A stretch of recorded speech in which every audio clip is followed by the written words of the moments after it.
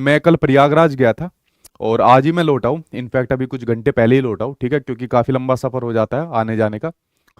तो मैं प्रयागराज गया था यही देखने के लिए कि जो बार बार ये जो हलचल चल रही है भर्ती के रिगार्डिंग, हर एक जगह आपको नई भर्ती आपको देखने को मिल रही है कि अब नई भर्ती आ गई है, जल्दी आने वाली है नई भर्ती। पहले यूपी टेट आएगा, फिर सुपर टेट आएगा।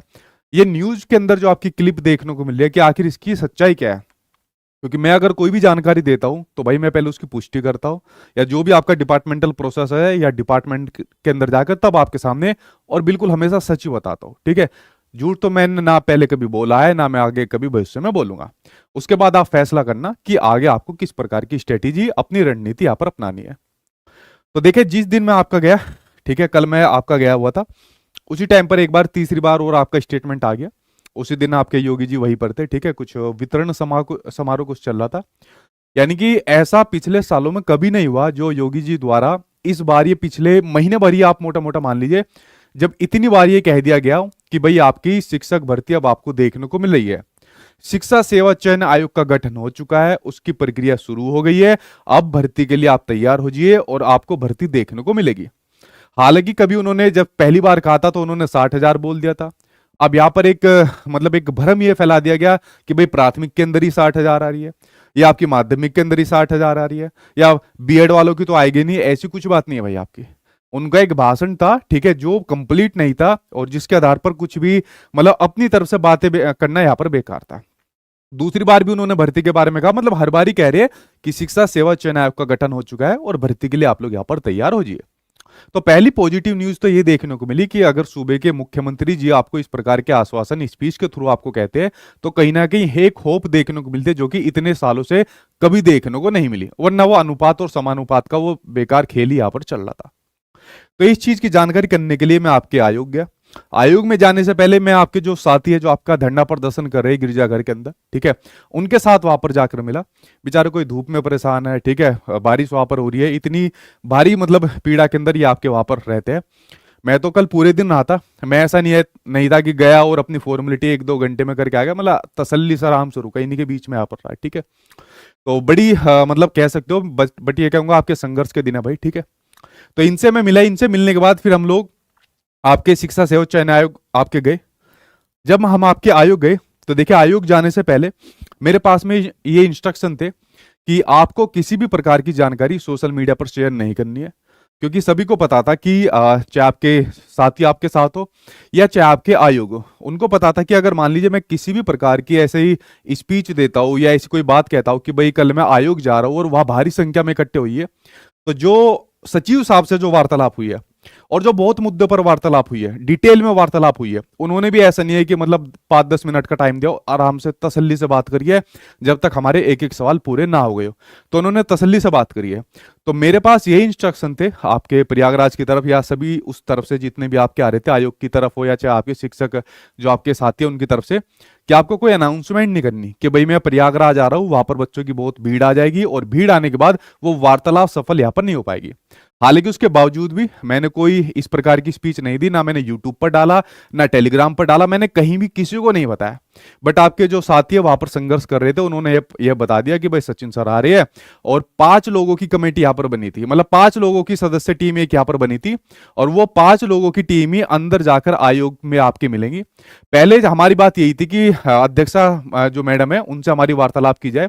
हमने उनसे संपर्क करा, बातें करी, और वो कल शासन स्तर की एक मीटिंग थी। उस शासन स्तर की मीटिंग के अंदर कल वो पूरे दिन व्यस्त थी। तो जब मैडम कल शासन स्तर की मीटिंग के अंदर व्यस्त थी तो उनसे तो फिर हमारी मुलाकात नहीं हो पाई। तो जो आपके वहां पर अभी सभी चीजों को मॉनिटरिंग यहां पर कर रहे हैं, पूरे आपके आयोग को देख रहे हैं, ठीक है, जो आपके सचिव साहब है, ठीक। तो हमारी इनसे फिर वार्तालाप हुई, क्योंकि आज भी जो मैडम है वो आज भी शासन स्तर की मीटिंग पर है, ठीक है। तो हमारी फिर सचिव साहब से यहाँ पर बात हुई। सचिव साहब ने हमसे एक एक मुद्दों के ऊपर यहाँ पर बात करी।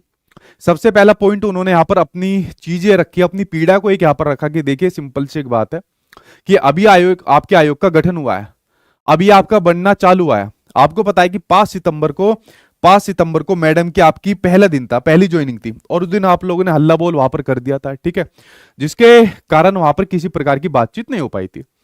तो इस वजह से अभी जितनी भी प्रक्रिया है उनको थोड़ा समझने में समय लग रहा है। इनफैक्ट इन्होंने कहा कि अभी आयोग के अंदर बहुत सारे ऐसे रिक्त पद है जो मुझे खुद अपने आयोग के लिए यहाँ पर बनने हैं। अभी बहुत सी ऐसी मांगे हैं जो मैं खुद करके आ रहा हूं लखनऊ में, और वो मैं यहाँ पर आपके कलेक्ट करता रहता हूं। मतलब इनके कहने का मतलब ये था, जो इन्होंने एक बढ़िया स्टेटमेंट के थ्रू यहाँ पर बताया कि देखिए मेरे पास एक सिंपल सा एक तो घर है पहले से ही बना हुआ, अगर मैं उसको हर जगह तोड़कर इधर रास्ता निकालूंगा इधर कमरा निकालूंगा, वो आगे दिक्कत आ जाएगी जब कोई भी भर्ती आएगी, जो भी कोई प्रोसेस शुरू होगा। और अगर मैं बिल्कुल इसको नए सिरे से नए सुचारू रूप से चलाऊंगा, जो कि मेरी नैतिक जिम्मेदारी भी है, तो ये अच्छी प्रकार से यहाँ पर चल पाएगी। ऐसी इन्होंने यहाँ पर कुछ बात करी आपके जो सचिव साहब है। उसके बाद जब यहाँ पर बात हुई कि मतलब इधर उधर की बातें चल रही थी, तो मैं सही बताऊं, मैं सीधा ही पॉइंट पर आ गया। जब उन्होंने मेरे से भी कुछ अपना बातें करी, मैंने कहा सर सिंपल सी मैं तो यहाँ पर इसलिए आया हूं कि आप ये बता दीजिए भर्ती कब आएगी, बस खत्म।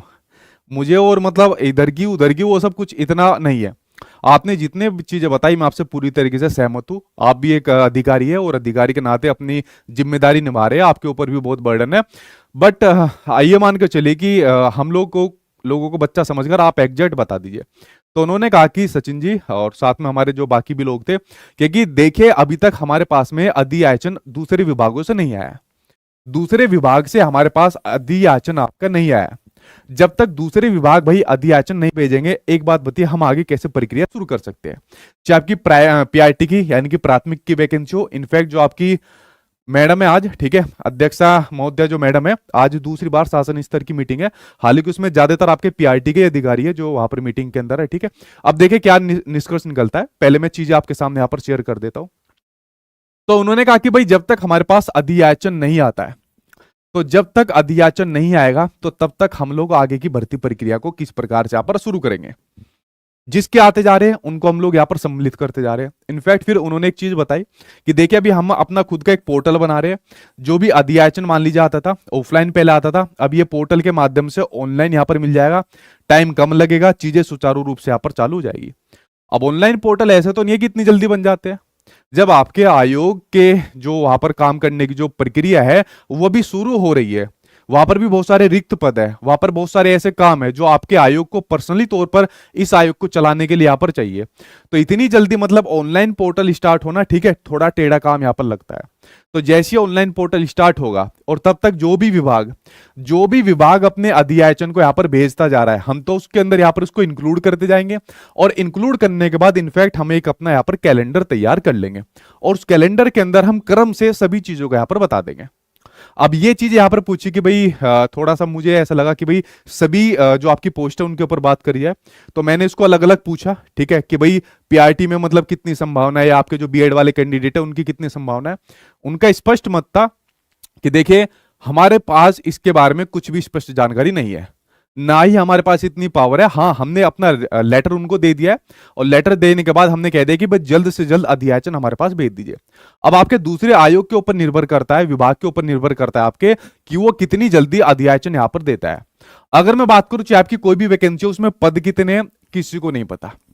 जो आपके विभाग अलग अलग आपको जानकारी भेजेंगे, अलग अलग अधियाचन आपको भेजेंगे, ठीक है, जिस भी पोस्ट के लिए आप तैयारी कर रहे हो, तब जाकर आपको एग्जैक्ट नंबर पता चलेगा कि आपके पद कितने हैं।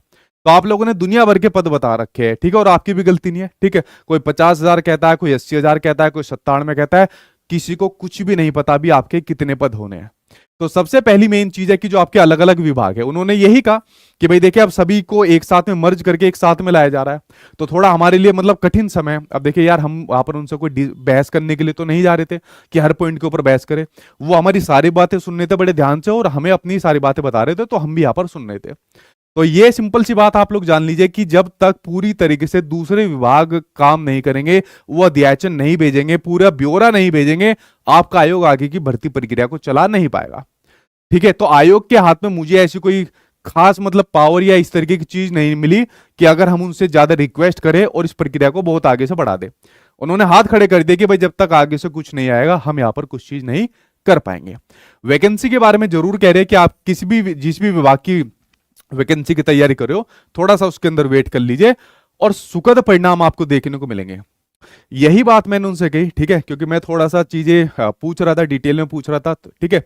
तो मैंने कहा कि सर सिंपल से एक बात है, आपने हमें समझाया, मुझे समझाया, ठीक है, मैं तो इनका टीचर हूं, मुझे चीजें आपकी समझ में आ गई। मैंने कहा सर बच्चा नहीं समझेगा, बच्चों को सिंपल सा ये पता कर दो कि भाई सुपर टेट कब आ रहा है, कब हमारी भर्ती आ रही है। तो उन्होंने यही कहा कि भाई थोड़ा सा उनको बच्चों को बोलिए, ठीक है, और मेरे भी यहाँ पर उनको बोलिए कि थोड़ा इसके अंदर समय लगने वाला है, लेकिन आपके लिए अच्छी चीजें, सुखद चीजें आपको जल्दी देखने को यहाँ पर मिलने वाली है। ये बात उन्होंने यहाँ पर कही है, ठीक है। मतलब ये प्रक्रिया यहाँ पर चल रही है, जो योगी जी द्वारा स्टेटमेंट आता है, जो विभाग के अंदर काम चल रहे हैं, लेकिन उनकी तरफ से जो एक चीज के ऊपर बार बार फोकस किया जा रहा है वो है वेट। और ये बिल्कुल जेन्युइन बात है। बच्चा भी यहाँ पर पूछेगा कि और कितना वेट करे।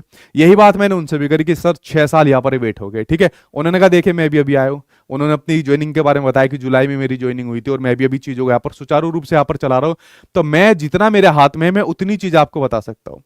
और मैडम साहब जो है, ठीक है, वो भी अध्यक्षा साहब जो है वो भी इतनी चीजों का आपको बताएंगी। इनफैक्ट मैडम खुद गंभीर है, ऐसा उन्होंने कहा। मैडम खुद गंभीर है और शासन स्तर पर जो आपकी मीटिंग है, कल भी मीटिंग थी, और शासन स्तर पर जो आपकी मीटिंग है आज भी आपकी मीटिंग थी। तो देखिए इस मीटिंग के अंदर क्या आपके लिए चीजें निकलती है। इनफैक्ट आज भी मैडम साहब से, मैडम महोदया से आपका संपर्क किया गया। उन्होंने यही कहा कि भाई अभी मैं शासन स्तर की मीटिंग पर हूं, और देखिए फोन पर कोई ज्यादा जानकारी देता भी नहीं है, ठीक है। और यही कहा कि भी आपके लिए ही यहां पर काम किया जा रहा है। तो ये वाली बात आप समझिए कि सबसे महत्वपूर्ण चीज जो इसके अंदर निकल कर आ रही है, आयोग ने अपने हाथ खड़े कर दिए। वो कह रहा है जब दूसरे विभाग हमारे पास भाई इंफॉर्मेशन भेजेंगे, अध्याचन भेजेंगे, उस अध्याचन को हम अपने पोर्टल के ऊपर डालेंगे, और पोर्टल पर डालने के बाद एक एक चीजें हम जो अपना कैलेंडर यहां पर जारी कर देंगे, उसके अंदर यहां पर उसको सम्मिलित कर दिया जाएगा। फिर मेरा अगला क्वेश्चन यही था कि एक बात बताइए कि सर ये कैलेंडर कब तक आ जाएगा। फिर इसके बारे में उन्होंने स्पष्ट जवाब नहीं दिया। मैंने कहा सर अगर हम यहाँ पर आ रहे हैं, आपकी बातों को भी, बहुत सी बातों को हम यहाँ पर समझ रहे हैं और आपको सहमत भी हो रहे हैं, तो कम से कम आगे बच्चों के लिए तो कुछ ना कुछ आश्वासन देना चाहिए। तो कैलेंडर के बारे में आप ये बता दीजिए लमसम कब तक आपका कैलेंडर आ जाएगा।